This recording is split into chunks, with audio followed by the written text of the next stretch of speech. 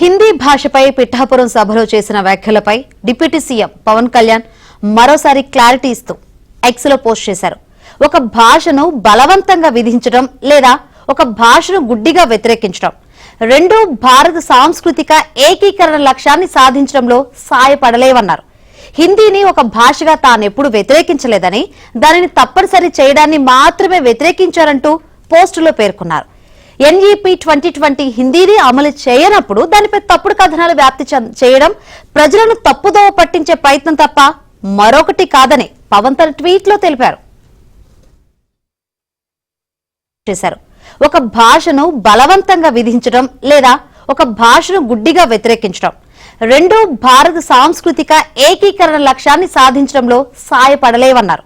హిందీని ఒక భాషగా తానెప్పుడు వ్యతిరేకించలేదని, దానిని తప్పనిసరి చేయడాన్ని మాత్రమే వ్యతిరేకించారంటూ పోస్టులో పేర్కొన్నారు. ఎన్ఈపీ 2020 హిందీని అమలు చేయనప్పుడు దానిపై తప్పుడు కథనాలు వ్యాప్తి చేయడం ప్రజలను తప్పుదోవ పట్టించే ప్రయత్నం తప్ప మరొకటి కాదని పవన్ తన ట్వీట్ లో తెలిపారు.